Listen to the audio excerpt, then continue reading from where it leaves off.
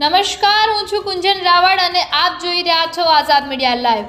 સંતરામપુર મામલતદાર કચેરીમાં આવેલ કસ્બા વિભાગમાં ફરજ બજાવતા તલાટીઓ અનિયમિત રહેતા કામ અર્થે આવતા જાગૃત નાગરિકોમાં ભારે રોષ।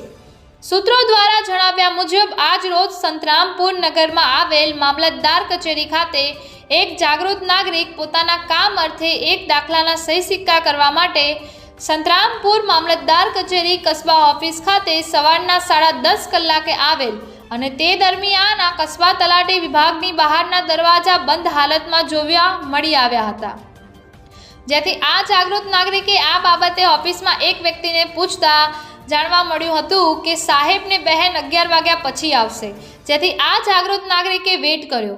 11 ને 15 કલાક સુધી ન આવતા છેવટે ત્રાસીને કંટાળીને ઓફિસમાંથી બહાર ગામ જવા માટે નીકળી ગયેલ હતા। ત્યારબાદ ફરી બહારથી આવી સંતરામપુર મામલતદાર કચેરી ખાતે સાંજના 5:30 કલાકે આવી કસ્બા વિભાગમાં મુલાકાત લીધી હતી, પરંતુ આ કસ્બા કચેરીમાં અંધેરી નગરી ગંડુ રાજા જેવો વ્યવહાર જોવા મળ્યો હતો અને ઓફિસના લાઇટો અને પંખાઓ ચાલુ હાલતમાં જોવા મળી આવ્યા હતા, જેથી આ જાગૃત નાગરિકે સંતરામપુર મામલતદારને લેખિતમાં રજૂઆત કરી હતી અને સાથે સાથે સંતરામપુરના પ્રાંત અધિકારી તેમજ મહીસાગર જિલ્લાના નાયબ કલેક્ટરશ્રીને ટેલિફોનિક જાણ કરી રજૂઆત કરેલ હતી। સાથે આ જાગૃત નાગરિકની માંગ ઉઠવા પામી છે કે જોવા જઈએ તો તમામ સરકારી કચેરીઓનો ટાઈમ સવારના 10:30 કલાકથી સાંજના લગભગ 6:10 કલાક સુધીનો હોય છે, તો પછી આ વિભાગમાં ફરજ બજાવતા કર્મચારીઓ ચાલુ ફરજ દરમિયાન કચેરી છોડી ક્યાં જતા રહ્યા હશે?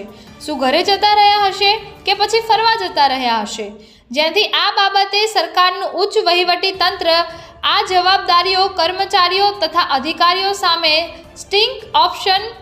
સ્ટિંગ ઓપરેશન કરી તપાસ કરવામાં આવે તો દૂધનું દૂધ અને પાણીનું પાણી બહાર આવી શકે તેમ છે।